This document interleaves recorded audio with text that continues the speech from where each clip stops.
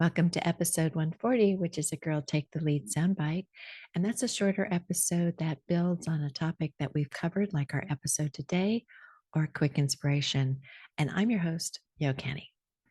In our previous episode, we explored the 7 levels of energy leadership with Brandy Mabra. She went over the basics with us, and I dug into the book, Energy Leadership, the 7-level framework for mastery in life and business by Bruce D Schenider, who is founder of iPEC, the Institute for Professional Excellence in Coaching. In case you missed Brandy's episode, here's a little review of what she told us. There are 2 energy types: anabolic, energy we build upon to grow stronger, and catabolic, energy that breaks things apart. And we can accomplish life in both energies, but one looks very different from the other. The first 2 levels of the ELI, which is the Energy Leadership Index scale, operates on catabolic energy and are fueled by feelings of fear, guilt, self-pity, and anger, to name a few. Levels 3 through 7 start utilizing the anabolic energy, which increases positivity as you shift up. Anabolic energy shows us to see more opportunity, decrease our stress, increase our potential for success, as well as inspire and motivate others. It is constructive and fuels creativity. And just as a reminder, here are the energy levels Brandy outlined for us. Level 1, victim. Level 2, anger, combativeness. Level 3, rationalizing. Level 4, care, compassion. Level 5, reconciliation. Level 6, intuition. And level 7, complete passion for all aspects of life. It's a oneness. The ELI is an assessment you take that is research-backed and provides insights into how we show up in various aspects of our life. The assessment measures our ability to lead ourselves and others to take positive, productive, and sustainable action. One of the sites I found researching the topic said that, quote, once you understand the levels and where you show up in the levels, you can use the ELI assessment to help set goals for yourself and better understand your perspective and energy. And it's also stated that the first thing the assessment results do is provide an unbiased reflection of our perceptions, attitudes, and behaviors. Our response to stress may be surprising at first. It is suggested we go in with an open mind as we review the 7 levels and where our perspective might be playing in each of these. Remember, there's no good or bad here, just where we're showing up right now in life. Beating ourselves up about where we would rather be does not help. See our results as an opportunity to grow our perspective, increase our energy and opportunities around us. So, okay, after that, I was pumped. I dug in, I took the assessment, and here's what I found. My normal profile was level 3, the rationalizing level. Everything's fine. Next, I was level 6, intuition, and then level 5, reconciliation. And close to that was level 7, oneness. And I thought this totally resonated with where I think I am in my life right now. But there's more. Remember, the site said our response to stress may be surprising at first. And boy, was it ever. I was level 1, victim, level 3, rationalization, level 5, reconciliation, and level 2, anger. So a fair amount of catabolic energy when I get under stress. But then there's the anabolic there too, so I have to seek a solution. So here's an excerpt from the book in a section that asks, are you a victim? Quote, chances are you don't think of yourself that way. Most people think of a victim as someone who is being physically or verbally abused, perhaps someone that suffered as a result of a crime. Let's ask it another way. Do you have any victim energy? You may be surprised at the true answer. What most people don't know is that there is level one victim energy in everyone. When your thoughts, beliefs, emotions, and perceptions work against, don't serve you well, or stop you from doing something, then you are being a victim to those thoughts, feelings, or circumstances, the things that hold us back. So the other energies that showed up were level 3 and 5. In level 3, you're willing to work with people you like and tolerate those you don't, resulting in cooperation. Cooperation happens by releasing everything that blocks it. Once we let go of fear, worry, guilt, and anger, what is left is energy that creates instead of destroys. And level 5 is associated with the core belief of reconciliation, specifically reconciling differences instead of identifying and focusing on them. At this level, we view things less frequently as good or bad or as right or wrong.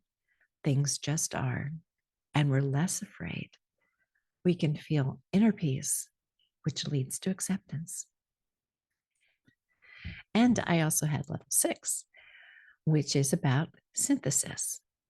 It's the process of combining separate elements or substances to form a coherent whole, and you experience both joy and wisdom. Schneider makes the point that unlike happiness, which can be fleeting, joy is permanent, no matter whatever else you may feel at this level. At level 6, you might feel sorrow, for example, but simultaneously you are still at a level where you can experience joy. It reminds me of the Bittersweet episodes Rebecca Cohen and I did exploring Susan Cain's book. Schneider goes on to say, wisdom is based on a deep and profound sense of knowing, linked to your intuition. When you use your intuition, you tap into your true genius. Isn't that beautifully said? Oh, yeah. A little bit about level 7. It's when we're flooded with absolute passion for our life's experiences and are able to tap into our talent for being deeply creative. At this level, we touch the core of who we truly are.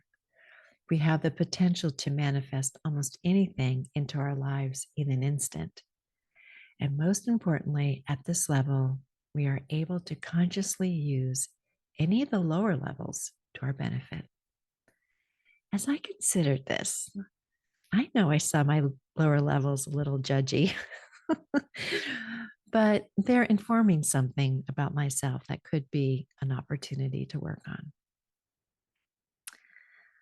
I can embrace that part of me that can feel like a victim of my circumstances and accept that it's where I go when I'm stressed. And I've learned to protect, which is, I think, a normal reaction. I can be grateful for that part of me that helped me survive. Give her a hug and reassure her that we can handle whatever the stressor is. We got this, is what I tell my little Yoli. And she quietly says, oh, good. Another thing I liked about what Schneider stated was that normal doesn't mean necessary. We can try to accept what is going on right now and know that we're engaged in a process to help change our thinking about, quote, bad situations and what they really mean. Kind of like what I was saying about seeing myself as a victim and then talking it out with myself. The author offers the following 5 energetic principles that served as the foundation for the book. I think you'll find them interesting. 1, life offers neither problem nor challenges, only opportunities. I know that kind of sounds a little woo woo, but he says it goes deeper than unvarnished positive thinking, which I'll honestly say was my first reaction. He says this: Problems and challenges are creations of a fear based perspective on life. And when we transcend the fear, what remains is opportunity. Hmm. Number two, the answers to all our questions lie within. Every one of us is greater and wiser than we appear to be. Number three, each moment describes who we are and gives us the opportunity to decide if that's who we want to be. Number four, the greatest freedom is freedom of choice. Mm. And number five, detached involvement is the highest form of consciousness. And my first reaction to this principle is, wow, that's a little cold. But what Schneider offers is the opportunity to fully empathize and emotionally engage in life situations, and yet at the same time, detach from the judgment, the story we see, and the outcome. Gotta say, I'm still a work in progress when it comes to detachment.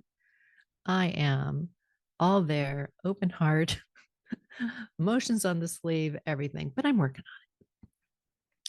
One of the things that Brandy said a few times in our episode was that we always have choice, and it was one of the principles, right?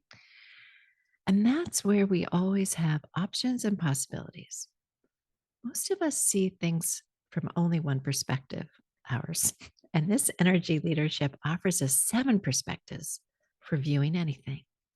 And with that comes freedom. So, in the context of energy leadership, the concept of choice refers to the understanding that we have the power to choose our responses, attitudes, and perspectives in any given situation. Schneider emphasizes that the idea that our thoughts, emotions, and actions are choices we make consciously or unconsciously, and these choices significantly impact our overall energy and leadership effectiveness. There are choices aligned with each level, and by becoming aware of one's choices and intentionally shifting to higher energy levels, we can lead more effectively, improve our relationships, and have a greater sense of fulfillment.